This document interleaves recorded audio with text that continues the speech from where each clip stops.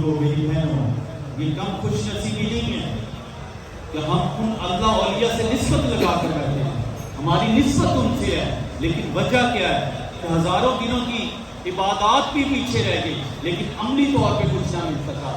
وجہ کیا کہ جب تک ہمارا عقیدہ تب تک مکمل نہیں ہو سکتا کہ جب تک ہم ان کی تعلیمات پہ عمل نہ کریں۔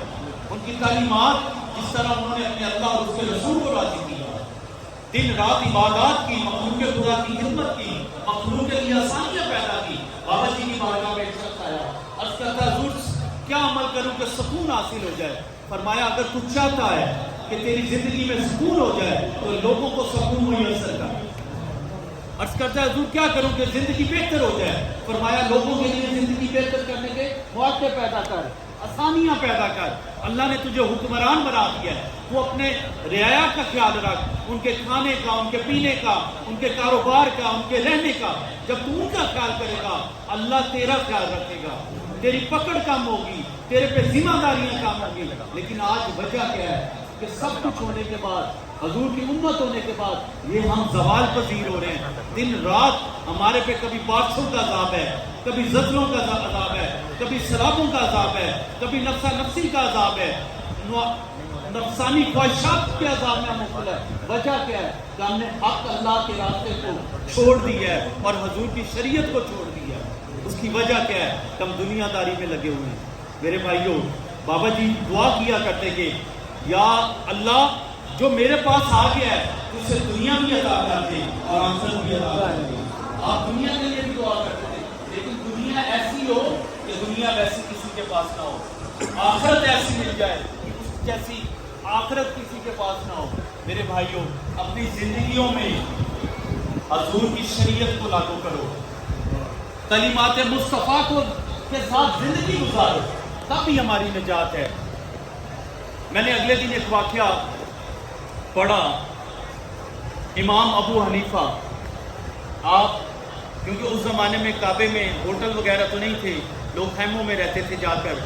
امام ابو حنیفہ آپ باہر تشریف فرما تھے، اور جب تشریف فرما تھے کیا دیکھا؟ ایک شخص کے رونے کی آواز آئی۔ رات کا عالم تھا، رات کا پہر گزر چکا تھا۔ ایک روایت میں امام زین العابدین کا واقعہ بیان کیا جاتا ہے، ایک روایت میں حضرت امام جعفر صادق کا واقعہ بیان کیا جاتا ہے۔ آپ نے کیا دیکھا؟ ایک شخص رو رہا ہے، عرض کر رہا ہے مولا تیرا سب سے گناہگار بندہ ہی میں ہوں، تیرے حضور میں سب سے بڑا مجرم بھی میں ہوں، میری نمازیں کم، میرے روزے کم، میری عبادات کم، اللہ تو مجھے معاف کر دے، مجھ سے راضی ہو جا۔ مقام ابراہیم کے پاس وہ شخص گڑ گڑا رہا ہے، اور امام جعفر صادق علیہ السلام کا واقعہ کسی نے بیان کیا؟ کسی نے امام زین العابدین کا واقعہ بیان کیا۔ امام ابو حنیفہ اس کو بیان کرتے ہیں، کہتے ہیں میں بڑا پریشان ہوا کہ یہ باہر سے رونے والا کون ہے؟ ساری مخلوق سو گئی ہے، طواف بھی بند ہو چکا ہے، یہ گڑ گڑا کون رہا ہے؟ اتنا گناہ گار ہے۔ آپ کے دل میں خیال آیا کہ میں اٹھتا ہوں، میں بھی اس کے لیے دعا کرتا ہوں کہ اللہ اس کی بھی آخرت اچھی کر دے اور میری بھی آخرت اچھی کر دے۔ امام ابو حنیفہ رضی اللہ تعالیٰ فرماتے ہیں کہ جب میں خیمے سے باہر نکلا تو میں نے اس شخص کی طرف گیا، جیسے میں نے اسے سجدے سے اٹھایا تو میری ایک دم چیخ نکل گئی کہ وہ امام جعفر صادق علیہ السلام تھے، جو اپنے آپ کو گناہ گار بھی کہہ رہے تھے، اپنے آپ کو خطا کار بھی کہہ رہے تھے، نمازیں روزے عبادات کی کم بیشی بھی بیان کر رہے تھے۔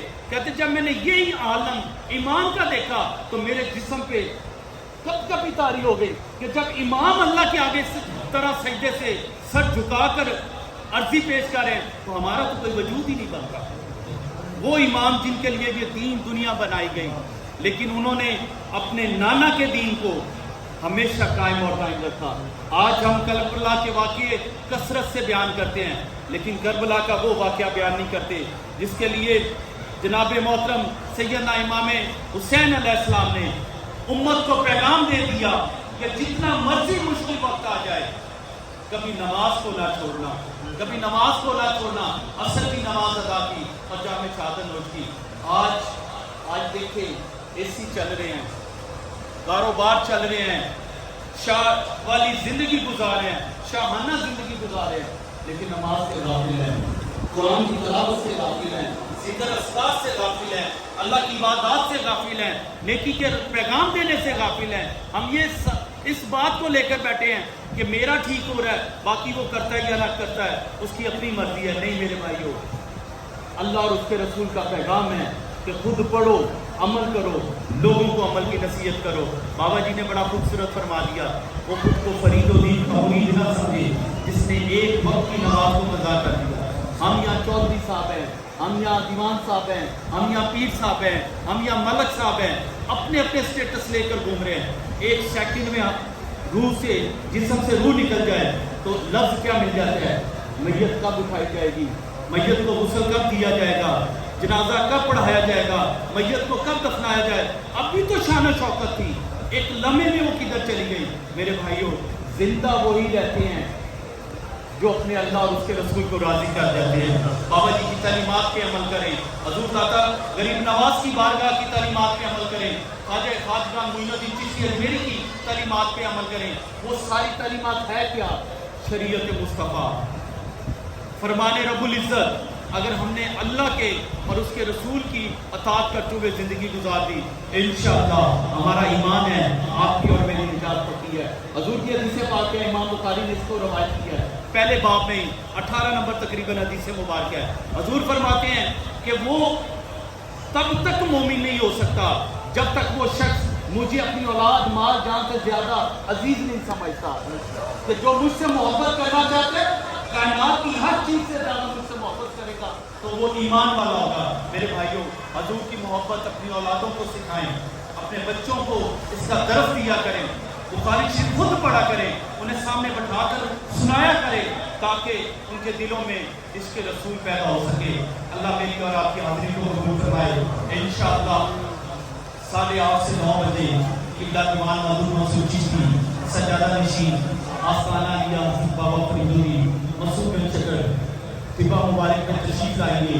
آپ ان کا بارہانہ استقبال کریں گے اور زور و شور سے انہیں پتہ چلے کہ میں اپنے جد اللہ کی بارگاہ میں آیا ہوں تو 8:30 سے 9 بجے وہ تشریف لائیں گے. ہم نیچے انہیں استقبال کے لیے جائیں گے. آپ بھی سارے احباب ہمارے ساتھ چلیے گا. اور یہ اس سے مبارک حضور داتا علی اجمیری رحمۃ اللہ علیہ کا طبع مبارک میں جو سجایا گیا، یہ زیر صدارت قبلہ دیوان حضور منصور چشتی صاحب اور ان کے اولاد جتنے بھی یہاں موجود ہے، دیوان چاند صاحب، دیوان علی مسعود صاحب، پیر محمد یار صاحب اور آپ کا خاتون میں، ہم سب آپ کی خدمت کے لیے ہیں. یہ ہمارا گھر ہے، ہم نے اپنے گھر کو بہتر کرنا ہے. آپ سب سے گزارش ہے کہ آپ سب ہم سے کام کریں ہر معاملات میں تاکہ اس نظام کو مزید بہتر کیا جا سکے. کوشش ہے کہ اس کی جگہ کو بھی توسیع کی جائے. پچھلے سال بھی میں نے اعلان کیا، لیکن ہم نے کوشش کی، ان لوگوں سے بھی بات کی کہ ہمیں کوئی جگہ مل جائے جو قبلے کے ساتھ ہے، اس کی مزید توسیع ہو جائے کہ آنے والے زائرین کو جو ہے پریشانی کا سامنا نہ اٹھانا پڑے. اللہ رب العزت کی ذات ہم سب کی حاضری کو قبول فرمائے. ابھی ختم خواجہ غریب نواز اور ختم خواجہ حضور داتا علی اجمیری ہوگا. باضابطہ طریقے سے جو ہے پھر نماز مغرب کا ٹائم ہے تو ختم سیکھ کے بعد جو ہے وہ دعا ہوگی، پھر نماز مغرب.